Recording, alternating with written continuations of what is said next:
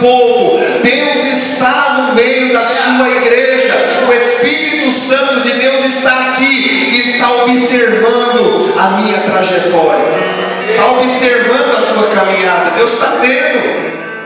Deus está vendo de que forma você tem andado. Quais têm sido as tuas motivações? Deus, Ele vê, irmãos. E aí, irmãos, há uma verdade: que o caminho ou a minha trajetória para conquistar alguma coisa deve ser tão nobre quanto a própria conquista. A maneira que eu tomo as minhas atitudes, a minha conduta para se conquistar alguma coisa, irmãos, deve ser tão excelente, tão nobre, tão bom quanto aquilo que eu quero conquistar. Não é de qualquer forma, irmãos, não é de qualquer jeito. Acredite, Deus tem algo para a tua vida e você não vai precisar tirar ninguém, você não vai precisar amaldiçoar ninguém para obter o que Deus tem para a tua vida. Você não vai precisar tirar ninguém, e isso é fato, porque Deus disse: Davi, tu vais ser o rei. Deus ungiu Davi, mas Davi não queria tirar Saul. Davi entendeu que ele era ungido pelo Senhor e que não competia a ele tirar ninguém. O que era dele era dele. E eu quero dizer para você nessa noite: o que é seu, ninguém tira. Preciso maltratar ninguém, eu não preciso tirar o Marcelo, eu não preciso magoar o Marcelo, eu não preciso entristecer ele, até o momento em que eu conquiste o que eu quero, e eu olho para um lado e olho para o outro, falei que não tem ninguém, porque eu eliminei todo mundo. E essa é a minha motivação, eu quero ter, não importa. Mas nós estamos aqui nessa noite para ouvirmos uma palavra sobre motivações corretas. E eu quero que você saia daqui entendendo quais têm sido as suas motivações perante o Senhor nessa noite. Mas para entendermos isso, temos que entender o que significa a motivação. E as motivações, irmãos, elas impulsionam as nossas ações. É as motivações, crente, que me impulsionam a agir. E o dicionário Aurélio, ele define motivação como um conjunto de fatores que agem entre si. Para quê? Para determinar o porquê da minha conduta. É um conjunto de fatores que agem entre si e que determina a conduta de uma pessoa. Então, quando você olha Abraão saindo de Ur, saindo da tua terra, de todo o seu conforto, para ir para não sei aonde, você não consegue entender, até você ver o que estava motivando ele, porque Deus falou com ele, Deus fez uma promessa a ele, e aquilo estava motivando a fazer o que estava fazendo. Motivação é isso. Ela determina a minha conduta. Nós poderíamos, irmãos, falar sobre motivações corretas em todas as áreas da vida do homem, não só a igreja. Podemos falar aqui, mas não temos tempo para isso, para falar sobre as motivações corretas no seu trabalho, na sua escola, no seu estudo, na sua casa, na sua família. Nós podemos falar de tudo, mas nós precisamos nos conter nessa noite em apenas quais têm sido as minhas motivações no reino de Deus. No reino, vamos trazer isso para cá. Vamos trazer para o reino de Deus, irmãos. E aí, quando nós falamos disso, nós podemos entender que duas pessoas podem ter a mesma ação, ou o mesmo objetivo. Duas pessoas podem ter a mesma ação, o mesmo objetivo, porém cada uma com motivações diferentes. Nós vemos isso bem claro quando Jesus, ele diz que dois homens subiam ao templo para orar. Um era fariseu e o outro era publicano. Ele diz que o publicano, ele entra no templo e ele estufa o peito, olha para cima e ele ora de si para si mesmo. E ele diz: ó Deus, graças te dou para não ser como qualquer outro homens, roubadores, injustos, adúlteros e como esse publicano. Senhor, eu jejuo 2 vezes por semana e eu lhe dou o dízimo de tudo quanto tenho. E aí diz que o outro, o publicano, ele nem ousa levantar os olhos para os céus. E ele bate no peito e diz: Senhor, tende misericórdias, porque sou pecador.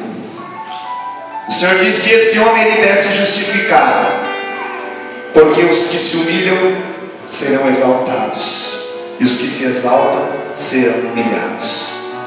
Vemos dois homens indo fazer as suas orações, mas cada um com uma motivação diferente. Não é possível, irmãos, que duas pessoas ou mais façam a mesma coisa, mas acredite, cada um de nós temos uma motivação diferente um do outro. Não era para ser assim, mas é a realidade. Lá em João capítulo 7 diz que Jesus ele vai a uma festa, e nessa festa diz que há pessoas à procura de Jesus. As pessoas estão procurando Jesus na festa, querem encontrar Jesus, porém cada um com uma motivação diferente. Uns querem encontrar Jesus porque querem ver quem é Jesus, outros querem encontrar porque querem ver milagres de Jesus, outros querem encontrar para ouvir Jesus falar, outros queriam encontrar Jesus para matá-lo. Mas todos eles estavam ali à procura de Jesus, mas cada um com uma motivação diferente. E agora eu creio que o Espírito Santo vai começar a mostrar para você quais têm sido as suas motivações no reino de Deus. Quando você prega, quando você canta, quando você toca, quando você ensina, quando você evangeliza, quando você ora, quando você faz tudo. Quais são as suas motivações no reino do Senhor? Irmãos, é interessante que o versículo 1 que nós lemos diz que nós temos o mesmo Pai Celeste, temos o mesmo Deus. Acredito que todos nós queremos ir para o mesmo céu. Todos aqui temos em comum um só Pai, um só Deus, e queremos o mesmo lugar. Porém, nessa trajetória, as nossas motivações são diferentes. E é interessante, irmãos, porque o que nós temos que entender é isso. Será que a minha trajetória para chegar até Deus, a tua trajetória, os caminhos que você tem trilhado para chegar até Ele, para alcançar os céus, tem agradado a Ele? O Senhor tem se agradado da sua trajetória? As suas motivações têm agradado ao Senhor? Nós temos que se preocupar com isso. 1 Tessalonicenses 4:1 diz que nossa forma de viver ou nossas motivações devem agradar a Deus. Estou agradando ao Senhor? Você está agradando ao Senhor? Pense nisso nessa noite. Como é que tem sido a minha vida? Tenho agradado ao Senhor? Capítulo 6, irmãos, de Mateus, ele retrata aqui, Jesus está retratando no capítulo 6 as motivações erradas dos fariseus. Jesus chama eles de hipócritas. E Jesus está falando para os seus discípulos, e nessa noite o Senhor está falando conosco através dessa palavra, que não podemos ter as mesmas motivações que os fariseus. Não podemos ter as mesmas motivações do que eles. Talvez estamos fazendo as mesmas coisas, talvez estamos agindo do mesmo modo, porém nós temos que ter uma motivação diferente. É interessante que ele começa a retratar aqui, irmãos, algumas motivações erradas. E uma coisa que o fariseu não gostava era de ouvir palavra dura. Quem ia até Jesus ia motivado a ouvir uma palavra boa. Quem ia até Jesus ia motivado a ouvir uma palavra que amaciasse o seu ego. E quantas vezes nós chegamos à presença de Deus não pedindo que Ele fale aquilo que nós estamos precisando ouvir? Quantas vezes chegamos motivados na presença de Deus porque queremos ouvir aquela palavra que vai dizer sim para a gente, que vai abrir as portas, que vai nos dar as bênçãos?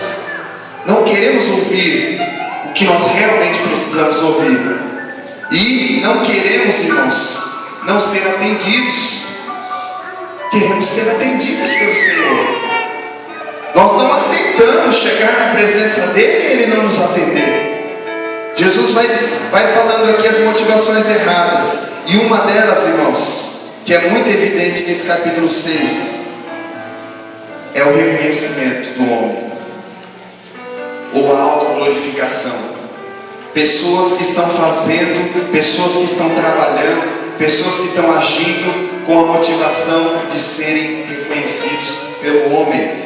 Versículo 2, Jesus vai falar sobre oração, sobre dar esmolas. Ou seja, também pode ser falado como fazer o bem. Jesus no versículo 2 diz: quando pois deres esmolas, não toques trombeta diante de ti, como fazem os hipócritas nas sinagogas e nas ruas, para serem glorificados